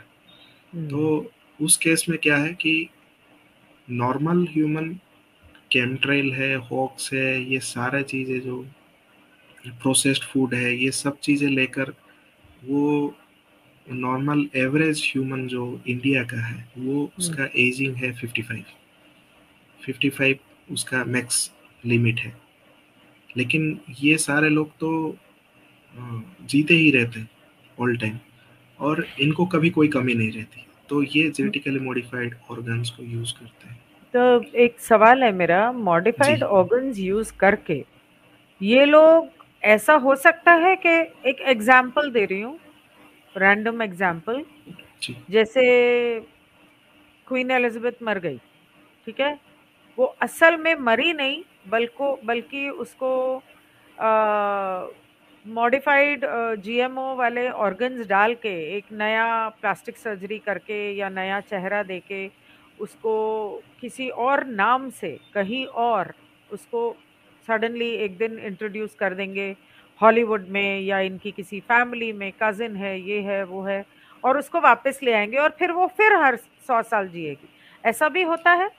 जी, ये एक्चुअली क्या है कि इनमें भी हायरार्की है, कि जैसे कि हम अभी जस्ट डिस्कस कर रहे थे कि कैमरा फोकस जो है, जो कैमरा में नहीं आते हैं, उससे भी जो हायर लेवल पे रहते हैं, हम्म। उनमें ये भी एक इंफॉर्मेशन है। ये कोई कंफर्म नहीं करता है, ये जितने भी सीक्रेट सोसाइटीज अवेलेबल हैं, जो कोर मेंबर्स हैं, तो उनमें ऐसा भी है कि इनके पास टेक्नोलॉजी है, ये अपने सोल को भी ट्रांसफर कर सकते हैं।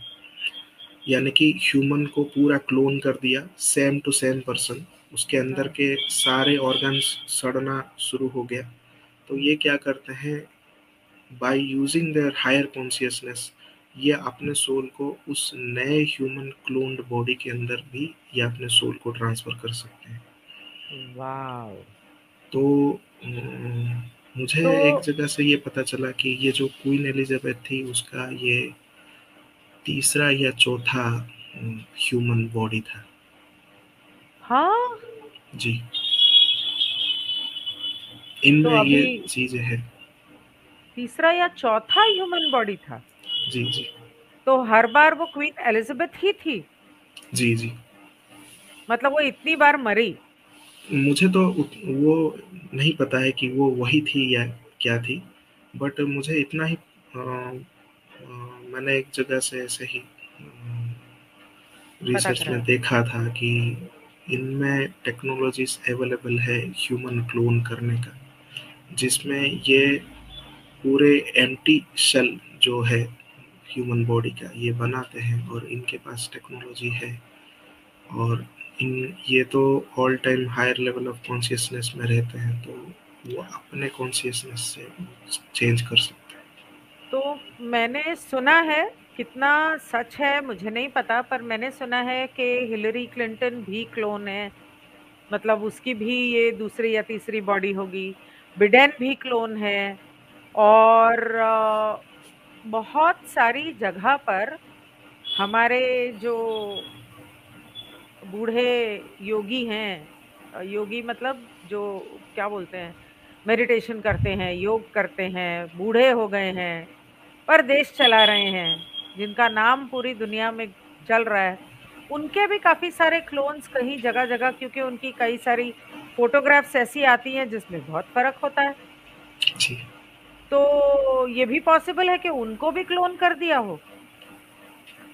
हाँ, उनका अगर आप मैंने तो जब मैं इस पॉलिटिक्स को मैं क्लोजली ऑब्जर्व करता था, तब से लेकर अभी तक 2020 तक, 2020 से मैं पूरा न्यूज़ मीडिया से कट ऑफ हो गया। तो 20 तक मैंने जितना स्टडी किया है, तो आपका बात एकदम सही है। और एक यूट्यूब चैनल है, उसने एक क्लेम भी किया था कि उसने अपने ध्यान मेडिटेशन के ये से उसने पता करवाया कि जो उनका जो ओरिजिनल है उसको भी कहीं पे दबा के रखा है, और जो क्लोन्ड है वो अपना काम कर रहा है। हो, मैंने बोला था, मैंने एक बार किसी ने मुझे टैरो सेशन में ये पूछा था कि क्या हमारे गुज्जू भाई जो हैं वो असली हैं या क्लोन्ड हैं। तब मैंने बोला था, टैरो में मुझे ये जवाब आया था कि असली वाले को कहीं पर रखा हुआ है दबा के, और ये क्लोन्ड वाले काम कर रहे हैं। वाह। और मैंने बोल तो दिया, लेकिन एक बार को मैं भी सोच में पड़ गई कि ये सही भी है, कि मैं मतलब क्लोन्ड होता भी है, ऐसा क्या सच में हो सकता है। तो कई बार क्योंकि ये हम सोच मेरे जैसे दिमाग में आई, हाँ, लेकिन ये आया था टैरो में, और बहुत सारे नाम हैं, बहुत सारे नाम हैं जहां मुझे पता चला है कि वो क्लोन्स हैं। बिडेन और हिलरी क्लिंटन तो ये तो ऊपर ऊपर के फेमस नाम हैं। उसके जी अलावा बहुत सारे हॉलीवुड के बहुत सारे ऐसे लोग हैं जिनके पिक्चर्स रिलीज हुए थे, कि पुराने जमाने में 50 60s का कोई हीरो था, बोल दिया वो मर गया, और आज की डेट में जो हीरो किसी और नाम से काम कर रहा है, उनकी शक्ल कितनी मिलती है, हीरो हीरोइन दोनों, छोटे भी बड़े भी। जी और बहुत सारे पॉलिटिशियंस भी ऐसे हैं दुनिया में आज की डेट में जो असल में क्लोन्स हैं। और जी क्या ये क्लोन्स जो होते हैं उनके अंदर कंप्यूटर ग्लिच आता है? जी आते हैं। आता है, आते क्योंकि हैं। जी एक बार हिलरी क्लिंटन का एक वीडियो रिलीज हुआ था, मैंने देखा था कि वो काम करना बंद कर दिया था। वो चलते चलते अपने गाड़ी के पास वो काम करना बंद कर दिया, तो सब सिक्योरिटी गार्ड्स ने घेर लिया और उसको ऐसे पुतले की तरह उठा के गाड़ी में रखा। तो इंडिया में हमारे जो बड़े हैं गुज्जू भाई, उनके अलावा भी और भी होंगे फिर? जी जी काफी लोग के हैं। हैं? जी काफी लोग के हैं। अच्छा, किसके, और आपको कुछ पता है? अ, ऐसे तो मैं हम लोग मतलब नाम पर्सन मत स्पेसिफिक। लीजिए आप, जी वैसे बता पर्सन सकते हैं। स्पेसिफिक नहीं, बट ये पहले हुआ करता था। अप टू 2020 तक इनका काफ़ी हैवी पुश था, मतलब सारे ऑर्गेनाइजेशन के अंदर। उसमें आपने देखा होगा कि काफ़ी लोग अनटाइमली गुजर गए। जवान और, जी अच्छा, तो अनटाइमली गुजर गए। हाँ, तो उसमें क्या है कि अ, ये अपना जो सोर्स है या तो इनके जो पहुंच है, इन सब में जो हायरार्की है इन सब का कांटेक्ट रहता है। क्योंकि अच्छा। ये जो उनसे काम करवाना चाहते हैं, क्लोन है क्या? क्लोन को भी हमको अगर समझना है इजी शब्द में, तो हाँ। क्लोन एक प्रोग्राम्ड बॉडी है। हाँ। उसका एक सर्टेन एक्सपायरी डेट है, वो कितना साल अच्छा। काम करेगा, कितना हम्म। टिकेगा। हम्म। तो जो जेनेटिकली मॉडिफाइड ऑर्गन बोल रहा हूँ, ये एक प्रोग्राम्ड ऑर्गन है। उसी तरह प्रोग्राम्ड बॉडी भी रहते हैं, तो उनको ओ। प्रोग्राम्ड बॉडी को क्लोन कहते हैं। तो ये किस हिसाब, मतलब किस हायर कॉन्शियसनेस से ये अपने सोल को ट्रांसफर करते हैं, ये तो किसी को नहीं पता है। बट अगर प्रोग्राम्ड बॉडी को अगर बाहर छोड़ दिया जाए, तो वो अपने सारे टारगेट्स को उसी तरह काम करेगा जो उसके अंदर जीन्स भरे हुए हैं। उसका काम खत्म तो वो कहीं पे भी रुक जाएगा, जैसे कि आपने अभी कुछ देर पहले बताया कि वो चलते चलते रुक गई। तो वो ग्लिच है। अच्छा। और एक सर्टेन एक्शन से ज़्यादा वो काम नहीं करते हैं, या तो फंबल करेंगे। हाँ हाँ उनके हाँ। जो जितने भी फिजिकल कैरेक्टरिस्टिक है उसमें हाँ आएगा। हाँ। हाँ, तो एक जैसे वीडियो, मैट्रिक्स में ग्लिच वीडियो है। रिलीज हुआ था जिसमें उसकी आंख ऐसे एक बंद रह गई और खुली नहीं रही थी। फिर उसने जी बोला नहीं नहीं, मैं तो, वो it was part of the act and all that rubbish. जी हाँ, ऐसे बहुत सारे उसको ग्लिचेस उन्होंने एक वाले वीडियो देखे सिंड्रोम हैं। नाम दे दिया उसके बाद। हाँ हाँ हाँ, सिंड्रोम, ये एक हाँ। जेनेटिक सिंड्रोम है, उसमें कभी भी हाँ ऐसा हाँ। हो सकता है, बट ऐसा हम्म। नहीं है। ऐसा क्योंकि नहीं है। ये सब ऑटो लोकोमोटरी ऑर्गन्स हैं कि तो आपको ब्रेन का। लगता है कि माइकल जैक्सन पॉल वॉकर को भी ऐसा ही किया होगा? ये है, नहीं मालूम। इंफॉर्मेशन है नहीं। पर इंडिया में आप कह रहे हैं कि और भी लोग हैं। वाह। जी ठीक है। ठीक है, और आगे बढ़े। जी तो जब हम सोर्स जीन को इसी प्रोग्राम्ड जीन के थ्रू रिप्लेस करते करते आगे बढ़ते हैं, तो जैसे कि क्लोन का नाम आया, हम्म। तो आगे जाकर दूसरा एक नाम आएगा कि ये प्रोग्राम्ड ह्यूमन है। कि WEF का जो कोट है कि आप कुछ वो नहीं करें, मतलब रहेगा यू नहीं विल फिर नॉट भी। Own anything but you will हाँ, बी हैप्पी। फिर भी आप हैप्पी हैं।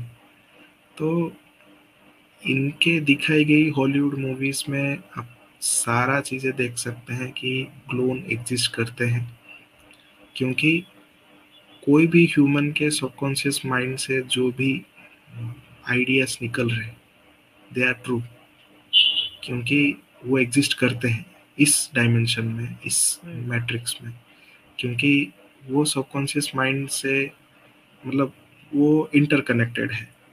हम्म यूनिवर्सल माइंड के थ्रू वो सब जगह चैनलाइज होती रहती है। कोई अगर कर भी रहा है तो हमको वो थॉट आती है, या तो कोई बोलते हैं कि हमको वो इंफॉर्मेशन डाउनलोड हो रही है।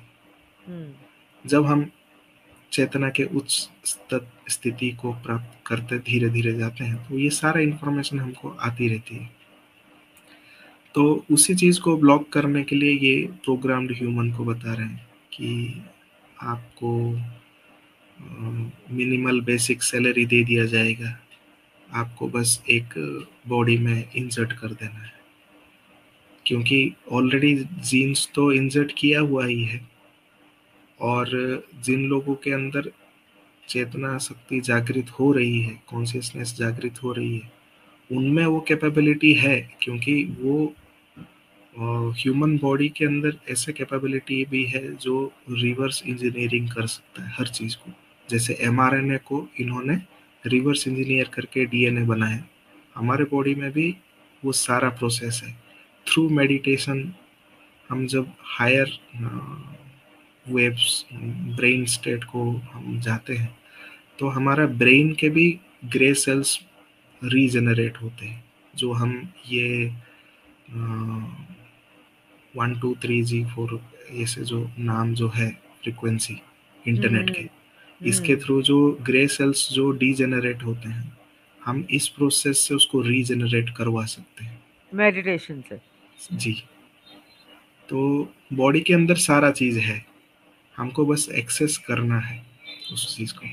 और हम्म उसके अल्टीमेट में है कि जब आप हायर कॉन्शियसनेस भी है क्या, कि वो उसी सारे डॉर्मेंट जीन्स को वो एक्टिवेट करना शुरू कर देगा, हम्म जिसको हम अ, बोल देते हैं गॉड जीन है। तो वो सारे जीन्स जब एक्टिवेट होने लगेंगे तो आपके अंदर ये सारे सुपरनेचुरल पावर आना शुरू हो जाएगा। उसको पुराणों में कहा गया कि ये सिद्धियां हैं, हम्म फॉरेन लैंग्वेज में कहते हैं सुपर नेचुरल है, but this is a hmm natural जो हम्म डॉर्मेंट है। हम्म तो जब आप सोर्स जीन से ही कट जाएंगे तो आपका कोई आइडेंटिफिकेशन नहीं होगा, फिर हम्म आपको फिर कोई जगह नहीं सकता। ओके। तो नेक्स्ट आती है कि ये जो जीन्स को, डोरमेंट जीन को कैसे रिप्लेस करना शुरू किया है। जैसे कि हम बहुत सारे जगहों में, जैसे नरोदा इंटरव्यू है और बहुत सारे ऐसे रिपोर्ट्स हैं जिसमें ह्यूमन 3.0 के बारे में बात किया गया। तो अच्छा। ह्यूमन 3.0 क्या है, कि जब हम इस थ्री डायमेंशनल मैट्रिक्स से ऊपर उठकर जब हम कॉन्शियसनेस को राइज करते हैं तो वो सारे जो डॉर्मेंट जीन है हमारे बॉडी में, वो एक्टिवेट होना शुरू हो जाता है। बट वो है कहाँ, वो सारे उन सारे क्रोमोसोम के अंदर है जो डॉर्मेंट है। तो ये ताजुब हुआ कि आ, ये जो अभी आया होक्स, उसका जो डिजीज था, हम्म उसको मैंने रिसर्च किया कि वो कौन से क्रोमोसोम के ऊपर काम कर रहे हैं। हम्म तो फॉर्चुनेटली या अनफॉर्चुनेटली देखा जाए तो वो हो रहा है क्रोमोसोम 3 पे काम। हम्म क्रोमोसोम 3 के अंदर अंदर जो जीन्स अवेलेबल हैं उसको मैनिपुलेट करने के लिए ये होक्स है या बीमारी है, इसको इन्होंने लाया।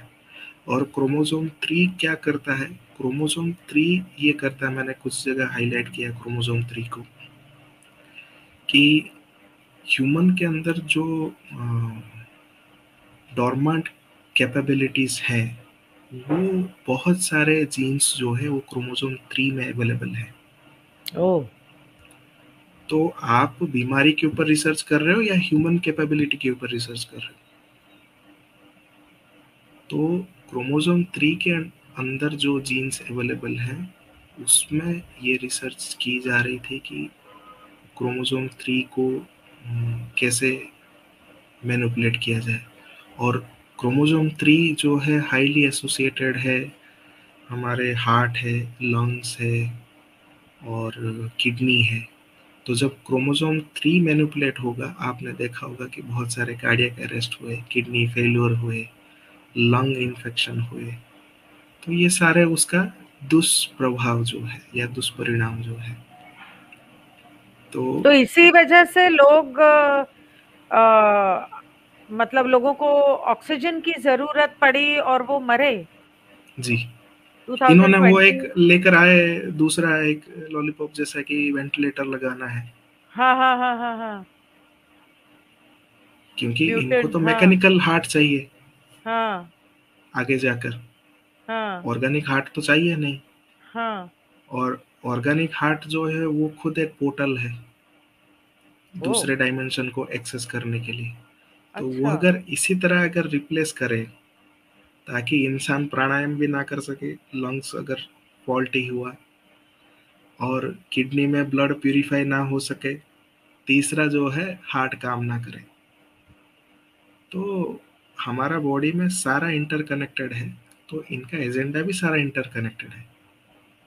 ये सारा चीज को हम कनेक्टिंग डॉट की तरह देखना चाहिए। अच्छा। फिर बाप आती रे। है फिर आती है कि ये जो रूल कर रहे हैं, ये जो सीक्रेट हम्म सोसाइटीज या कोई भी डार्क है या कोई भी है, ये पहले से ही, मतलब 19, मतलब जब से ये जेनेटिक स्टडी शुरू हुई, तब से हम्म ये क्रोमोसोम 1 to 15 के ऊपर काम कर रहे थे और उसको हम्म मैनिपुलेट कर रहे थे। और हम्म सबको ताजुब हो गई सुनकर कि क्रोमोसोम 1, 2 और 15 के ऊपर ही आधारित है ये जितने भी सारे हॉक्स का हमने डिस्कस किया। और भी हम्म, अनेक अवेलेबल है WHO के, बट उसमें पेज भर जाएगा, इतने सारे अच्छा। वर्ल्ड वाइड इतने सारे होक्स अवेलेबल हैं हम्म अनेकों बीमारियों के लिए। तो ये चौंकाने वाली है कि ये 1 to 15 के ऊपर ही मैनिपुलेशन का ये सारे होक्स हैं, ये सारे हम्म mRNA के हैं। और तीसरा जो फोर्थ जो फाइनली अभी आया, ये क्रोमोसोम 3 के ऊपर है, ये जो हम्म रिसेंट जो अटैक हुआ है।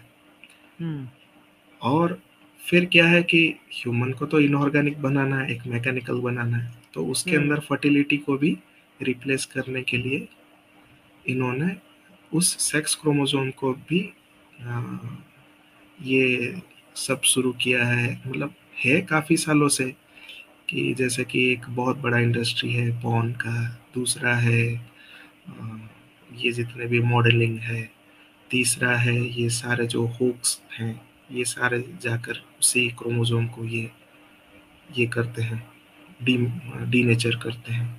और फीमेल फर्टिलिटी के नाम पे अभी जो ये अभी लाए, कुछ नया लाया। दिनों पहले ही अभी हम हम्म देख रहे थे कि हम्म सीरम इंस्टीट्यूट ने लाया हम्म सेरवावेक का। हम्म तो ये भी एक है कि, और इन्होंने हर जगह अभी जो जेनेटिक स्टडी बुक्स हैं या तो रिसर्च के जो पेपर्स जो छपते हैं सेक्स हम्म या फर्टिलिटी के ऊपर, तो उसमें बहुत जगह मैंने ये देखा कि ये अब अपना एजेंडा को, जैसे कि एडवर्टाइज के थ्रू छोटे छोटे चीज़ें को पुश करते हैं, उस तरह साइंटिफिक रिसर्च पेपर में भी बहुत जगह ये कोट किया गया कि जो ह्यूमन का जो वाई क्रोमोसोम यानी कि मेल हम्म क्रोमोसोम जो है, वाई क्रोमोसोम, हम्म वो उसका जो रोल है वो एक हम्म फंक्शनल वेस्टलैंड है। कि पहले अच्छा। तो आप उसका स्पर्म काउंट कम कर दीजिए, ये सारे हम्म इंडस्ट्री की वजह से। हम्म दूसरा है कि ये सारे जो क्रोमोसोम को इन्होंने मैनिपुलेट किया, तो उस वजह से क्या है कि वो डिसफंक्शन हो गया। तो उसको क्या कहते हैं कि एक वेस्टलैंड है, कि आगे जाकर ये तो आगे काम ही नहीं करेगा। और ये अच्छा। यूरोपियन जो साइंटिफिक सोसाइटी है उसमें एक जगह पब्लिश भी हुई। और हम्म उनके साइंटिफिक सर्वे में भी ये अवेलेबल है कि आने वाले 20 या 40 साल के अंदर पूरे वर्ल्ड में 2% लोग ही मतलब वायबल होंगे, मतलब फर्टाइल होंगे। बाकी सब जो है नॉन फर्टाइल या तो फर्टिलिटी डिसफंक्शन में ही रहेंगे। तो वो 2% हो है कौन? 2% यही रूलर्स हैं। सही बात है। 2% तो यही लोग हैं, क्योंकि इन लोगों ने जी, तो लिया नहीं है। लिया नहीं पर। और ये जितने भी हम जो ऊपर देख रहे हैं कि 1 2 3 15, ये जो क्रोमोजोम है, हम्म। इन सबका छेड़खानी इनके ऊपर हुई ही नहीं है। हाँ, सही बात है। तो हम लोग तो और अपने बच्चों को बच्चे पैदा करते ही, अभी रिसेंटली मेरी फैमिली में किसी को बच्चा हुआ और डॉक्टर ने बताया 23 देने हैं फर्स्ट मंथ में। 23, मतलब रोज एक। हमारे जमाने में 2 या 3 थे। जी, हमारे बच्चों के जमाने में होंगे 4-5 होंगे। और जी, अब इतना बुरा लग रहा है कि हमने अपने बच्चों को डॉक्टरों के कहने के ऊपर ये सब दे दिए, पैदा क्योंकि होते ही उनको उनको। प्रोटोकॉल दिया रहता है, उनको भी नहीं पता है कि किसके ऊपर काम कर रहे हैं। कितनी अब डॉक्टर घटिया को हम बात है। पूछेंगे कि भाई क्रोमोसोम 1 जो है उसके हाँ, ऊपर कितने हॉक्स काम करते हैं। मतलब सिंथेसाइज हुए हैं, हम्म। तो वो तो सीधा बोल देगा कि आप डब्ल्यूएचओ के साइट पे देख लो। सही बात है। तो डब्ल्यूएचओ के जो साइट है उसमें जो व्हाइट पेपर है उसमें कोई ये सब इंफॉर्मेशन नहीं है। पर डॉक्टरों को इंसान, आम इंसान जो है वो एक इतना बड़ा दर्जा देता है। एक जमाना था जब उनको भगवान बोला जाता था, कि भगवान के बाद कोई किसी को बचा सकता है तो आप बचा सकते हो। और इतना बड़ा दर्जा देने के बाद उनकी कोई जिम्मेदारी भी तो बनती है इंसानियत के तरफ, कि अपनी स्टडी करें, अपनी रिसर्च करें और लोगों को सही सलाह दें। पर आज की डेट में तो ये है कि सब बस पैसे कमाने बैठे हैं, जी, किसी को पड़ी ही नहीं है। वो कंट्रोल्ड पिलर है। कंट्रोल्ड ही है सारे। कोई मेंटली कंट्रोल्ड है, कोई फाइनेंशियली कंट्रोल्ड है। जी। हम्म। ठीक। और। और लास्ट ये जो है, मैं अपने ओरिजिनल स्लाइड देखकर बोलता हूँ क्योंकि थोड़े फॉन्ट्स जो हैं ओवरलैप हो गए। हाँ। तो लास्ट जो है इसमें फिर हमारे लिए कोई होप है या नहीं है? हम्म। तो इसके लिए भी काफ़ी लोगों ने कहा है कि वी नीड ए थ्रेशोल्ड, और कि एक क्रिटिकल मास चाहिए, क्योंकि ह्यूमन जो है हम आपस में थ्रू यूनिवर्सल माइंड हम इंटरकनेक्टेड है।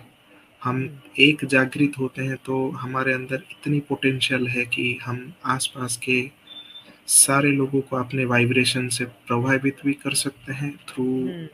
कम्युनिकेशन हो या तो through our own brain frequency हो। हम्म।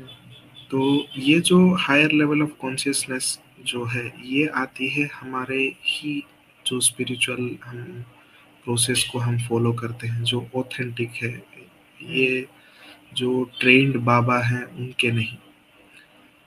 तो इन्होंने स्पिरिचुअलिटी को भी मैनिपुलेट किया है, हाँ, लेकिन बिल्कुल। जो ऑथेंटिक जो प्रोसेस है अगर उसको हम फॉलो करते हैं हम्म। तो we can be a very good potential beacon और कॉन्डुइट, कि हम्म। हम ऐसे जो वो लाइट एनर्जी है या तो डिवाइन एनर्जी है उसका हम हम्म। कंडुइट बन सकते हैं, और अपने रेज होने से दूसरे को भी हम वो कॉन्शियसनेस में बम्प दिला सकते हैं ताकि वो आउट ऑफ द बॉक्स सोचें।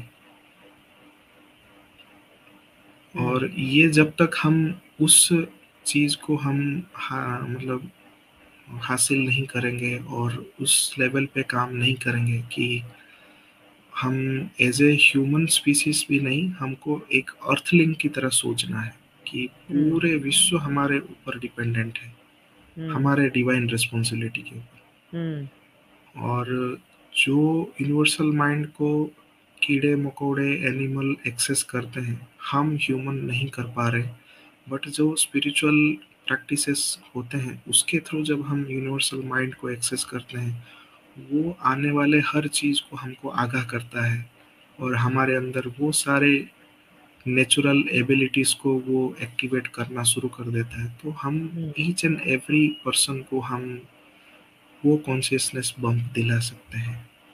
हुँ, तो ये जो जंक जिसको हम कहते हैं, उसको आज से अभी से अंडर एस्टिमेट ना करके हुँ, उसको फोकस में नहीं करना है। फोकस हमारा अपना जो अवेकनिंग है, खुद का जो हुँ, हम ऑथेंटिक मार्ग फॉलो करते हैं, हुँ, उसको फॉलो करके जब हम उसमें बढ़ते रहते हैं, हम ईच एंड एवरी पर्सन के लिए एक अच्छा सर्विस कर पाएंगे। हुँ। और ये हाँ। यहाँ पे आपने कुछ अफ़र्मेशन लिखी है, I am a fragment of the first जी जी सोर्स इम्ब्यूड विद जी। All capabilities.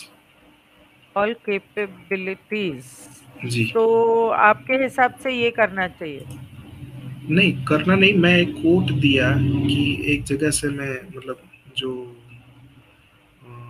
विंग मेकर्स है, और उसमें ये चीज़ दिया गया कि सोर्स क्या है, सोर्स से हम कैसे अपने जीन्स को या डीएनए को समझ सकते हैं। तो हुँ, वहाँ पे एक चीज़ बताई गई कि I am a fragment of the first source imbued with all capabilities. हुँ, तो ये जो इसको अफर्मेशन भी कह सकते हैं, बट ये इटसेल्फ एक एक्टिव मतलब कॉन्शियसनेस में बम्प देता है, एक होप देता है कि हमारे अंदर वो सारे कैपेबिलिटीज हैं। then और everybody should do this affirmation. Do it as an affirmation to awaken that part of us. जी, जी, और बस ये मेरा लास्ट स्लाइड है। ठीक है। और हम तो खुद में एनफ हैं, इतना ही बोलना है। Thank you so much my God. आपने जो कुछ भी कहा इट वाज सो एनलाइटनिंग। हालांकि ऑनेस्टली स्पीकिंग ये एमआरएनए, आरआरएनए, टीआरएनए और ये दुनिया भर की ये जो मेडिकल और साइंटिफिक बातें आपने बताई वो थोड़ी सी ऊपर से गई, उतना जी। गहराई में समझ में आएगा नहीं, लेकिन मोटा-मोटी इतना समझ में आ गया कि इन लोगों ने हमारे डीएनए और मतलब ये तो सुन रहे हैं 2 साल से कि हमारे डीएनए के साथ खेल रहे हैं, एमआरएनए है, ऐसा है, वैसा है। कैसे खेल रहे हैं वो समझ में आ गया और जी। क्यों खेल रहे हैं वो भी समझ में आ गया। तो this was really an eye opener, thank you so much. आप जो निधि जी जो नेक्स्ट फ्राइडे को औरतों के फीमेल प्रॉब्लम्स के ऊपर बात करने वाली हैं कि ये लगाने की वजह से, ये होक्स लेने की वजह से बहुत सारी जो प्रॉब्लम्स आई हैं वो भी इसी से रिलेटेड है। हाँ, इससे रिलेटेड भी है, और जो तमाम हाइजीन प्रोडक्ट्स भी हैं, हाँ, उनसे भी जो हमारे जो नॉर्मल ऑर्गेनिक ह्यूमन को जो छेड़खानी हो रही है, हाँ, वो हाँ, भी हाँ, उस चीज़ को ओह, बताएंगे। ठीक है। सो जी। Next Friday we have his wife Nidhi, who's also a doctor, I believe, yes. and she will be talking about the issues that women face because of this and because of the products that the women use. तो make sure वो भी वो मेरे ख्याल से शायद हम लोग मेन चैनल पे करेंगे। मैं उनसे बात करूंगी एक बार।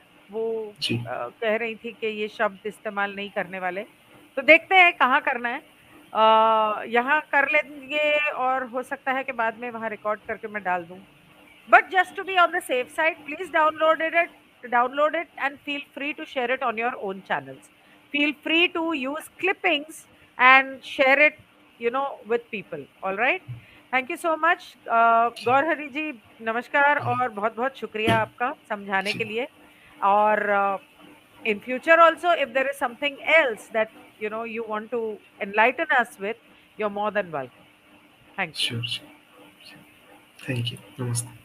तो आपके हिसाब से the only solution is meditation. Yes, spiritual authentic path. ठीक, ऑल राइट।